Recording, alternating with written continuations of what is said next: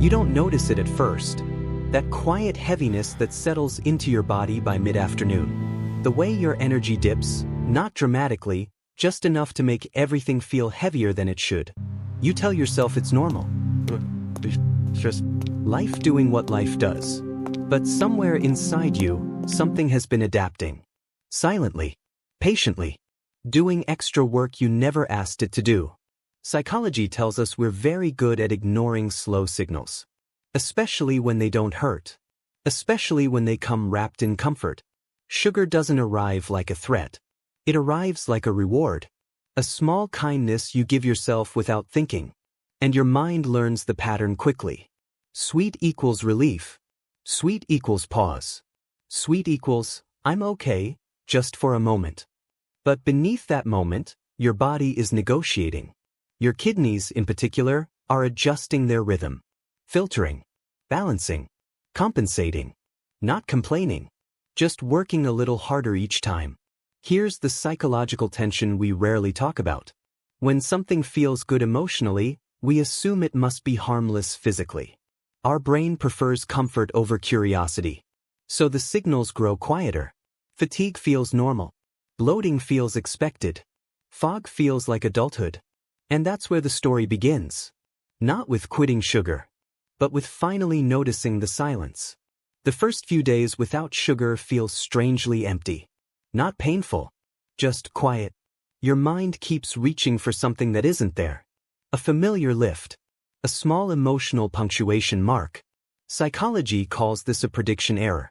Your brain expects a reward. When it doesn't arrive, it leans forward. Inside your body, your kidneys notice the change first. Less sugar means fewer glucose spikes. Less urgency. Less strain. For the first time in a long while, the workload softens. But the transition feels uncomfortable. Water shifts. Energy fluctuates. And the mind, trained to distrust subtle change, whispers, something must be wrong. This is where most people stop. Not because nothing is happening, but because something quiet is. Your kidneys are recalibrating. Sodium balance adjusts. Pressure begins to stabilize. And without sugar's emotional cushion, feelings surface clearly. Hunger sharpens. Mood feels exposed. This isn't weakness. It's awareness returning. By the end of the first week, the body isn't borrowing energy anymore. It's learning how to generate it again. And the kidneys are preparing for something unfamiliar. Normal function. Around the second week, something unexpected appears. Not excitement. Not relief. Clarity. You wake up without heaviness behind the eyes. Your body feels less swollen. Less tight.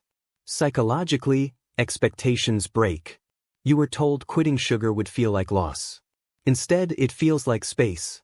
Your kidneys now filter without urgency. Stress hormones soften. And when cortisol lowers, the mind changes tone. Thoughts slow. Reactions soften. Without constant sugar highs and crashes, your brain stops chasing quick rewards. It begins trusting longer ones. This is regulation returning. The body isn't bracing anymore. It's cooperating. But awareness brings discomfort. You begin noticing how often sugar wasn't fuel, but emotion, habit, comfort. By day 20, cravings weaken. Not through resistance, but through silence. Your kidneys stop compensating. They synchronize. And the mind asks a new question. If this feels better, why did I live the other way for so long? By the fourth week, the change no longer announces itself. It settles in. Energy rises and falls naturally. Hunger speaks, then rests. Your kidneys operate in calm conditions. Blood sugar moves steadily. Filtration becomes efficient instead of urgent.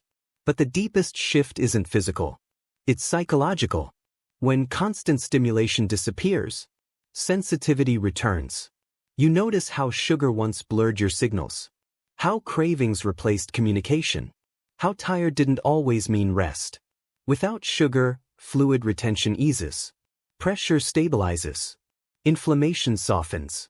And something deeper forms. Trust. You trust your body again. You stop overriding it with quick rewards. This is why people describe day 30 as clean.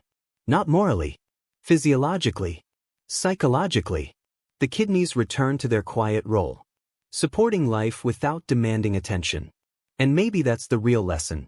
Not that sugar was the enemy, but that silence was ignored.